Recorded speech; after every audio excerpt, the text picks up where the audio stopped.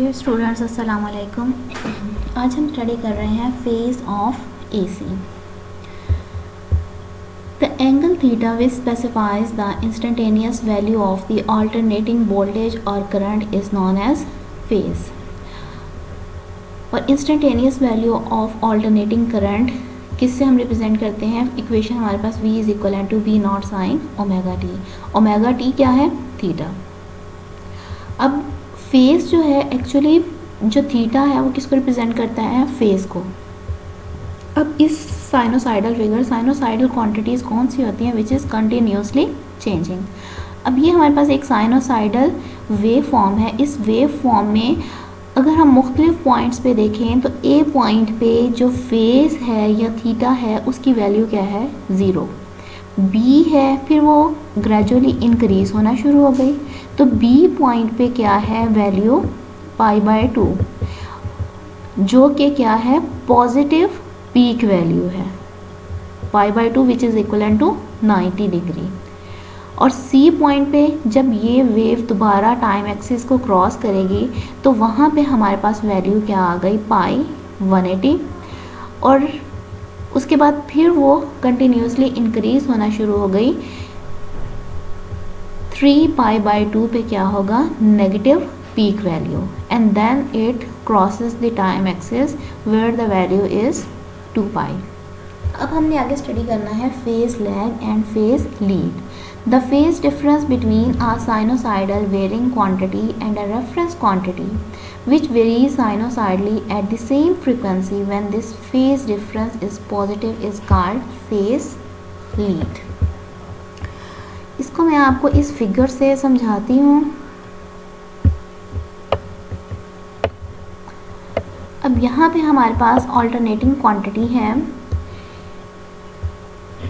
एक wave form को हमने वेव 1 का नाम दे दिया है और दूसरी हमारे पास क्या है? Wave form 2। साइनोसाइडल क्वांटिटीज़ हैं।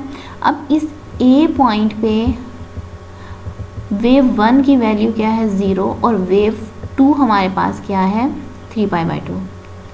और अगर हम बी पॉइंट कंसीडर करें तो यहाँ पे वेव 1 जो है उसकी वैल्यू क्या है? π/2, और वेव 2 की क्या है? 0।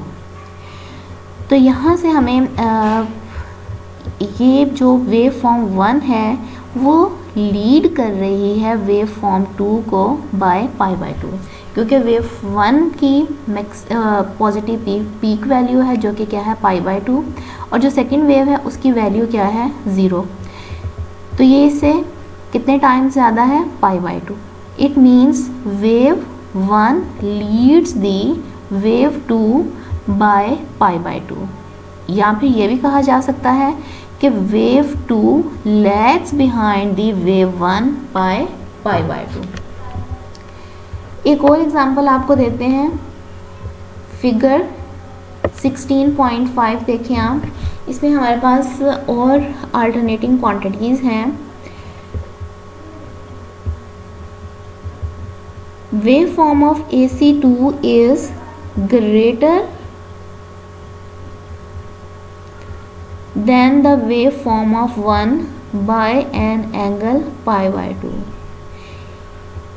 In this case, AC2 is leading the AC by π/2. It means that at each instant of time, the phase of AC2 is greater than that of the phase 1 by π/2.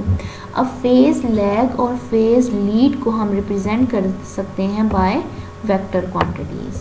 अब vector representation हम पढ़ते हैं alternating quantities. Alternating quantities कौन सी quantities होती हैं? विच varies continuously. अब इन alternating quantities को हमने वेक्टर फॉर्म में रिप्रेजेंट करना है। इसके लिए कुछ कंडीशंस हैं। फर्स्ट कंडीशन है कि जब भी हम इसे ग्राफिकली रिप्रेजेंट करेंगे एंटी क्लॉकवाइज रोटेटिंग वेक्टर्स के फॉर्म में रिप्रेजेंट करेंगे। Its length represent the peak value और RMS वैल्यू। अब या तो हम वोल्टेज या करंट लें, या तो हम इनकी पीक वैल्यूज़ लेंगे या फिर RMS वैल्यूज़ लेंगे।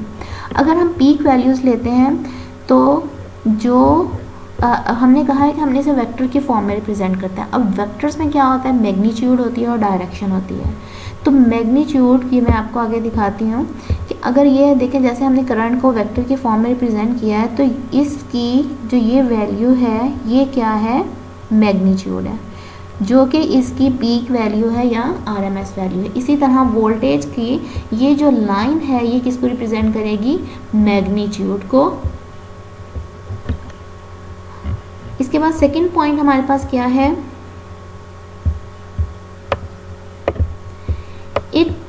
it is in the horizontal position at the instant when the alternating quantity is zero and is increasing positively। अगर हम कंसीडर करते हैं, ये पॉइंट कंसीडर करें, तो यहाँ पे I की वैल्यू क्या आ गई, 0, and it is increasing positively. तो इसको हमने किस में लिया है, हॉरिजॉन्टल एक्सिस में। किस में लिया है, हॉरिजॉन्टल एक्सिस में, ठीक है। और वापस हम इस वेव फॉर्म में देखते हैं।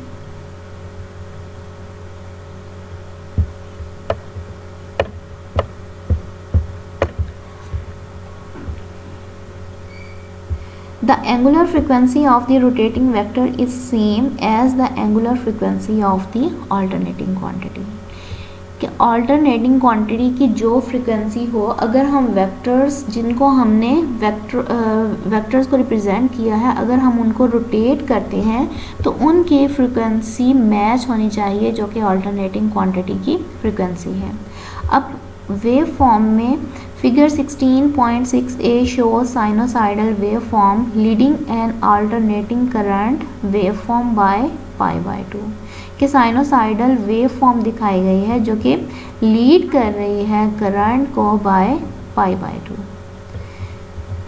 तो करंट वेक्टर, करंट के लिए जो वेक्टर रिप्रेजेंट किया है वो क्या है, OI, और वोल्टेज के लिए क्या है, OV।